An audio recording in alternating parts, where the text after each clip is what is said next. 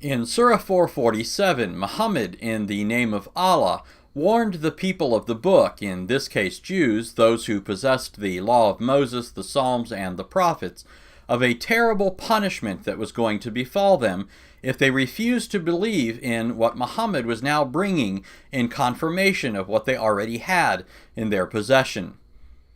O ye people of the book, believe in what we have now revealed, confirming what was already with you, before we change the face and fame of some of you beyond all recognition, and turn them hindwards, or curse them as we cursed the Sabbath breakers, for the decision of Allah must be carried out.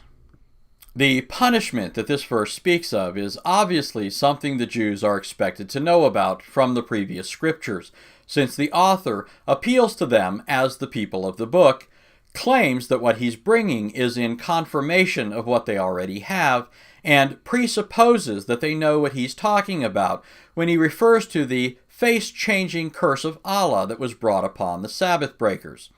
However, while the Old Testament scriptures do speak of God commanding Jews to observe a day of holy rest on the Sabbath, and do speak of certain people transgressing the command and being punished, such as the man who was stoned for defiantly picking up sticks in order to build a fire on the Sabbath, we never read of any group of people whose faces were cursed and changed beyond all recognition.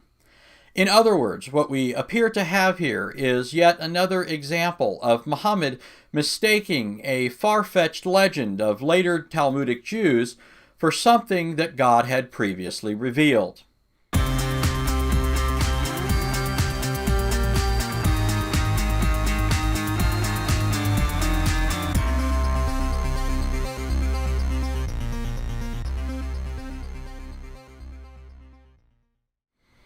The otherwise cryptic reference in Surah 447 to the face-changing curse of Allah is explained in further detail several other times in the Quran. For example, speaking of this curse, Surah 560 tells us that Allah, in good fairy tale fashion, cursed the Jews by transforming them into beasts, namely apes and swine.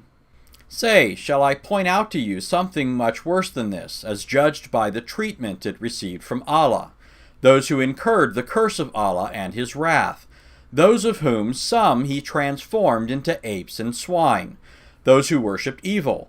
These are many times worse in rank and far more astray from the even path.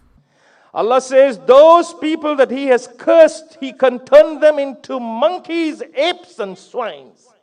Go check Surah Al-Ma'idah. Shafar is not saying that. Chapter 5, verse 60. Allah says that in the Quran. Another reference to this is found in Surah 2, which makes it clear that this curse pertained to the Jews who transgressed in the matter of the Sabbath, and that Allah intended it to serve as an example to others, such as the Jews at Muhammad's time, who were being threatened with this very thing for not believing in Muhammad and his purported revelations. And well ye knew those amongst you who transgressed in the matter of the Sabbath. We said to them, be ye apes, despised and rejected. So he made it an example to their own time and to their posterity, and a lesson to those who fear Allah. He turned them into apes and swines, those who did not observe their holy day. Oh yeah. The fullest description of this non-biblical legend, which sounds more like something in 1001 Arabian Nights, is found in Surah 7, where Allah tells Muhammad to ask the Jews about a town by the sea that transgressed by catching fish on the Sabbath. As the story goes, the fish would only come near to the village on the Sabbath day, and then they would taunt the Jewish fishermen by sticking their heads up out of the water, as if to say, catch us, we dare you. Ask them, the Jews, concerning the town standing close by the sea.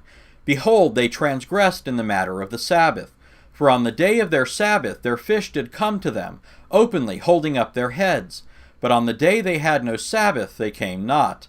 Thus did we make a trial of them, for they were given to transgression. When some of them said, why do ye preach to a people whom Allah will destroy or visit with a terrible punishment? Said the preachers, to discharge our duty to your Lord, and perchance they may fear him. When they disregarded the warnings that had been given them, we rescued those who forbade evil, but we visited the wrongdoers with a grievous punishment because they were given to transgression. When in their insolence they transgressed all prohibitions, we said to them, Be ye apes, despised and rejected. Everyone knows this. One of the ways that they were disgraced is that Allah Ta'ala, due to their abstinence and disobedience and their murder of the Anbiya and their shirk and their kufr, Allah changed a group of them into swine and monkeys. Since this story can't be found in the previous scriptures, where then did it come from? Unfortunately, while we can trace many of Muhammad's ideas back to unbiblical rabbinic traditions, since we don't have a full record of what 7th century Jews were palming off to Muhammad as revelations from God, the best we can do in many cases is make plausible inferences from what we do know. In this case, we do know that this story can't be found in the Bible. We also know that Muhammad had a penchant for mistaking apocryphal Jewish tales for biblical truth. In keeping with this, the Talmudic scholar Rabbi Louis Ginsburg, in his book The Legends of the Jews, makes the following tantalizing suggestion as to how this idea could have arisen among Jews in 7th century Arabia.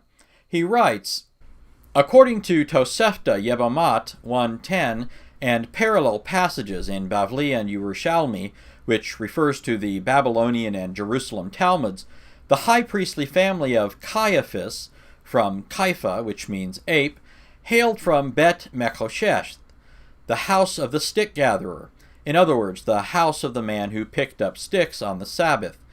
In view of the legend, undoubtedly Jewish, found in Quran 260, that Moses transformed the Sabbath breakers into apes, one is inclined to trace some connection between the Caiaphas, apes, and their place of origin, the house of the stick-gatherer, the Mechoshesh being the typical case of the Sabbath breaker.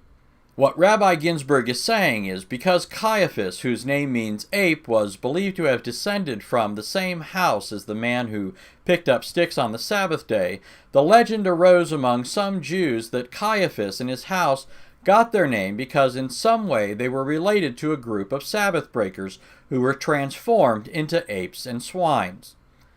Well, whatever the exact origin of this tall tale, it's clear that it doesn't come from the Bible, and that this is yet another example of the Jews making a monkey out of Muhammad. Oh, yeah.